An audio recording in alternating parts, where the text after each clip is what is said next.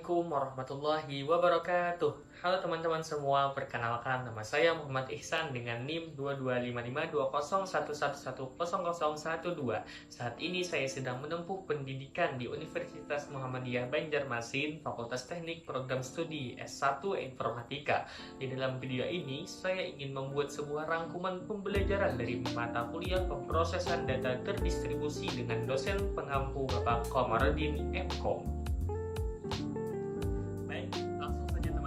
Kita masuk ke kesimpulan dari materi yang pertama, yaitu terkait sistem terdistribusi dan pemrosesan data.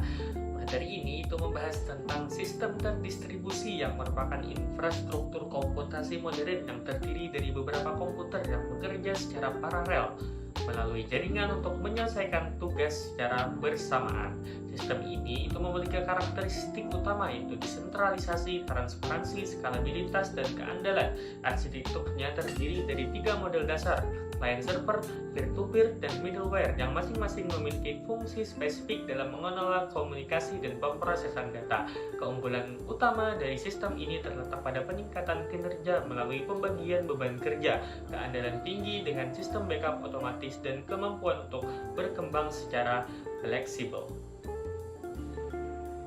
Terkait dengan pertanyaan-pertanyaan yang diajukan, sistem terdistribusi itu memiliki kemampuan skalabilitas yang memungkinkan penambahan ataupun pengurangan sumber daya yang sesuai kebutuhan tanpa mengganggu kinerja sistem. Dalam menghadapi tantangan sehari-hari seperti kegagalan server e-commerce, solusinya adalah dengan menerapkan sistem load balancing dan backup data. Untuk masalah keandalan dan redundansi, sistem ini menggunakan metode replikasi data dan failover automation, di mana satu otomasi mengalihkan beban kerja ke perangkat lain yang masih berfungsi, itu memastikan layanan tetap berjalan tanpa gangguan berarti. Kita lanjut ke kesimpulan materi yang kedua, yaitu terkait model komunikasi dan sinkronisasi dalam sistem terdistribusi. Materi ini itu membahas tentang model komunikasi dan sinkronisasi dalam sistem terdistribusi yang merupakan aspek fundamental dalam pengelolaan sistem yang terdistribusi. Terdapat 2 model komunikasi, yaitu mix passing ataupun komunikasi melalui pengiriman pesan, dan shared memory ataupun berbagi memori, di mana keduanya memiliki karakteristik dan tantangan tersendiri. Sistem ini itu menggunakan berbagai protokol komunikasi seperti TCP ataupun UDP pada layer transport dan protokol aplikasi khusus, serta menerapkan mekanisme sinkronisasi seperti mutual exclusion dan critical section untuk menghindari konflik. Konsep koordinasi yang penting itu mencakup redirection, distributed transaction, dan vector clock. Sementara tantangan utama itu meliputi partial failure, network latency, dan masalah skalabilitas. Untuk mengatasi ini digunakan algoritma seperti token ring dan elections, serta protokol konsensus seperti Paxos dan PRAP. Mengenai pertanyaan-pertanyaan yang diajukan dalam sistem token ring, jika satu token ring gagal, node lainnya itu masih bisa mengakses data melalui mekanisme fault tolerance yang memungkinkan regenerasi token baru ataupun pemilihan token alternatif, meskipun mungkin ada penundaan singkat selama proses pemulihan. Untuk mekanisme shared memory, prosesnya itu melibatkan alokasi area memori yang dapat diakses bersama oleh multiple proses, di mana setiap proses itu dapat membaca dan menulis ke area tersebut menggunakan mekanisme sinkronisasi seperti small pulse ataupun mutex untuk mencegah rest condition. Proses-proses ini itu berbagi data melalui pointer ataupun referensi ke lokasi memori yang sama dengan sistem operasi mengelola akses konkuren untuk menjaga konsistensi data. Kita lanjut ke kesimpulan materi yang ketiga, yaitu terkait konsistensi dan replikasi data. Materi ini itu membahas tentang konsistensi dan replikasi data dalam sistem terdistribusi yang merupakan aspek krusial untuk menjaga integritas data di berbagai node. Terdapat 3 model konsistensi utama, yaitu strong konsistensi ataupun konsistensi kuat dengan sinkronisasi instan. Kemudian yang kedua ada eventual konsistensi atau konsistensi yang tercapai seiring waktu, dan causal konsistensi, menjaga urutan operasi berdasarkan hubungan sebab akibat. Sistem ini itu menggunakan berbagai teknik replikasi seperti full replication dan vertical replication, serta menerapkan strategi pembaruan data seperti update everywhere, primary backup, dan quorum based. Protokol konsistensi seperti 2-phase commit, Paxos, dan RAF digunakan untuk memastikan koordinasi yang efektif antar node dalam sistem. Terkait dengan pertanyaan-pertanyaan yang diajukan, strategi quorum based itu membantu menyeimbangkan konsistensi dan ketersediaan dengan mensyaratkan persetujuan dari sejumlah minimum node sebelum operasi baca tulis dilakukan, memberikan fleksibilitas dalam menentukan tingkat konsistensi yang diinginkan. Untuk implementasi replikasi parsial pada database yang sudah berjalan dapat dilakukan dengan mengidentifikasi data yang sering diakses, kemudian membuat partisi data berdasarkan lokasi ataupun fungsi, dan secara bertahap memindahkan subset data ke node yang sesuai sambil memastikan sistem tetap berjalan. Kita lanjut ke kesimpulan dari materi yang keempat, yaitu terkait toleransi kesalahan dan ketersediaan. Materi ini itu memfokuskan pada konsep toleransi kesalahan dalam sistem terdistribusi, yang merupakan kemampuan sistem untuk tetap beroperasi meskipun menghadapi berbagai jenis kegagalan. Sistem ini itu mengidentifikasi 4 jenis kegagalan utama, yaitu terkait jaringan perangkat keras, perangkat lunak, dan kesalahan manusia. Untuk mengatasi kegagalan tersebut, digunakan berbagai teknik seperti replikasi, aktif-aktif, dan aktif-pasif, mekanisme checkpoint dan recovery, termasuk rollback dan failover, serta strategi load balancing dengan metode round-robin, last connection, dan IP hashing. Keseluruhan teknik ini itu bertujuan untuk meningkatkan keadilan sistem dan meminimalkan downtime. Terkait dengan pertanyaan yang diajukan, manusia itu menjadi salah satu sumber kegagalan sistem karena faktor kesalahan operasional, kurangnya pemahaman sistem, ataupun kelalaian dalam prosedur. Untuk meminimalisir dampaknya, diperlukan pelatihan reguler, dokumentasi yang jelas, dan implementasi sistem otomatisasi untuk mengurangi intervensi manual.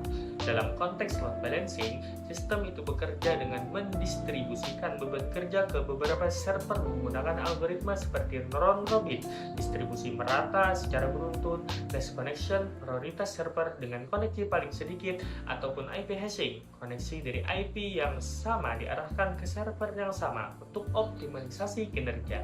Sementara itu, checkpoint bekerja dengan menyimpan status sistem secara berkala, contohnya seperti dalam aplikasi pengolah kata yang menyimpan dokumen secara otomatis setiap beberapa menit, sehingga jika terjadi kegagalan, sistem dapat kembali ke status yang terakhir disimpan. Kita lanjut ke kesimpulan dari materi yang kelima, yaitu skalabilitas dan performa sistem terdistribusi. Materi ini itu berfokus pada skalabilitas dan performa sistem terdistribusi, menjelaskan berbagai konsep dan teknik untuk mengoptimalkan kinerja sistem. Dibahas dua pendekatan utama dalam skalabilitas, yaitu vertical scaling atau peningkatan kapasitas server tunggal, dan horizontal scaling atau penambahan jumlah server. Sistem ini itu menggunakan berbagai teknik untuk meningkatkan efisiensi seperti partisi data, horizontal, vertikal, dan fungsional, caching, in-memory processing, dan load balancing dengan berbagai metode seperti round-robin dan IP hashing. Untuk memantau efektivitas sistem digunakan untuk berbagai metrik performa seperti throughput, latensi, dan tingkat kesalahan yang diukur melalui instrumentasi aplikasi dan pengujian beban. Terkait dengan pertanyaan-pertanyaan yang diajukan, dalam aplikasi dengan tabel terpartisi, sistem bekerja menggunakan layer abstraksi untuk mengelola akses ke berbagai partisi, di mana aplikasi mengirim query ke distributed query engine yang akan menentukan lokasi data yang tepat dan menggabungkan hasilnya. Perbedaan antara round robin dan wait round robin terletak pada distribusi bebannya. Round robin itu mendistribusikan secara merata ke semua server secara berurutan. Contohnya itu request 1 ke server A, kemudian request 2 ke server B. Sementara wait round robin itu mempertimbangkan kapasitas server. Contohnya, server dengan kapasitas 2 kali lipat itu menerima 2 kali lipat lebih banyak request. Untuk memindahkan partisi data dari disk C ke disk D tanpa mengganggu data yang ada, itu langkah-langkahnya meliputi dengan backup data existing, kemudian alokasi ruang di disk D, migrasi data secara bertahap menggunakan tools partisi disk, dan verifikasi integritas data setelah pemindahan. Kita lanjut ke kesimpulan materi yang keenam, yaitu terkait sistem file terdistribusi. Materi ini menjelaskan tentang konsep sistem file terdistribusi yang memungkinkan akses file dari berbagai komputer dalam jaringan. Sistem ini terdiri dari 3 komponen utama, yaitu client, server file, dan server metadata dengan 2 model arsitektur utama, yaitu client server dan cluster based. Menggunakan protokol seperti NFS atau Network File System dan SMP atau Server Message Block, sistem ini mengelola metadata dan konsistensi cache melalui berbagai strategi seperti client-side caching dan server-side caching. Implementasi nyata dari sistem ini dapat dilihat pada Google File System atau GFS dan Hadoop Distributed File System atau HDFS yang dirancang khusus untuk menangani data skala besar dengan fitur-fitur seperti chunk-based storage dan automatic recovery. Mengenai pertanyaan yang diajukan, komponen klien dalam sistem file terdistribusi berfungsi sebagai antarmuka pengguna untuk mengakses dan memodifikasi file, menangani operasi dasar seperti membaca, menulis, dan menghapus file, serta mengelola cache lokal untuk optimasi performa. Untuk aplikasi yang membutuhkan data real-time dengan ketersediaan tinggi, GFS lebih cocok karena dirancang dengan arsitektur master tunggal yang mengoptimalkan akses sequential dan memiliki mekanisme replikasi otomatis yang kuat. Ke-7, yaitu terkait pemrosesan data paralel dan MapReduce. Materi ini menjelaskan konsep pemrosesan data paralel dan MapReduce, sebuah paradigma pemrograman untuk memproses dan menghasilkan dataset yang besar. Sistem ini membagikan pemrosesan data menjadi 2 fase utama, yaitu yang pertama map ataupun memecah input menjadi pasangan key value, dan reduce, yaitu menggabungkan hasil berdasarkan key. Arsitektur MapReduce terdiri dari komponen utama yaitu job tracker dan task tracker dengan implementasi populer seperti Hadoop MapReduce dan Apache Spark. Framework ini mendukung optimasi melalui berbagai teknik seperti partisi data efisien, caching, buffering, dan skema pengurangan berurutan yang sempurna, dan yang semuanya itu bertujuan untuk meningkatkan performa pemrosesan data berskala besar. Terkait dengan pertanyaan-pertanyaan yang diajukan, pustaka API MapReduce dalam Hadoop berfungsi sebagai interface pemrograman yang memungkinkan pengembang menulis pemrograman MapReduce dengan lebih mudah, menyediakan kelas dan metode untuk mendefinisikan fungsi map dan reduce, serta mengelola input ataupun output data. Kemudian, YARN atau Yet Another Resource Negotiator dalam Hadoop berperan sebagai sistem manajemen resource cluster yang mengatur alokasi sumber daya dan pengelolaan jadwal job, berintegrasi dengan HDFS untuk penyimpanan data dan memungkinkan framework seperti Hive ataupun Pig berjalan di atasnya melalui abstraksi resource management. Kita lanjut ke kesimpulan dari materi yang ke-8, yaitu terkait sistem database terdistribusi. Materi ini membahas tentang sistem database terdistribusi dan pemrosesan data terdistribusi, menjelaskan bagaimana data diproses dan didistribusikan di berbagai node dengan jaringan. Sistem ini memiliki 3 arsitektur utama, yaitu terpusat, tersebar, dan hybrid, dengan komponen utama meliputi jaringan komputer, node komputasi, sistem manajemen data, protokol komunikasi, dan middleware. Sistem ini itu menawarkan keuntungan seperti peningkatan kinerja dan keandalan melalui redundansi data, namun juga menghadapi tantangan seperti kompleksitas dalam desain arsitektur dan keamanan. Implementasinya dapat dilihat dalam berbagai bidang, dari big data menggunakan platform seperti Hadoop dan Apache Spark hingga komputasi ilmiah seperti prediksi cuaca dan analisis genomik. Terkait dengan pertanyaan yang diajukan, gRPC ataupun protokol RPC modern yang dikembangkan Google itu bekerja dengan menggunakan HTTPS untuk transport dan protokol buffers untuk serialisasi data, cocok untuk microservice dan aplikasi yang membutuhkan komunikasi antar service yang efisien seperti sistem IoT ataupun aplikasi real-time. Kita lanjut ke kesimpulan dari materi yang ke-9, yaitu terkait keamanan dalam sistem terdistribusi. Materi ini itu membahas tentang sistem terdistribusi yang merupakan kumpulan komputer yang bekerja secara terintegrasi dan tampak sebagai satu kesatuan sistem.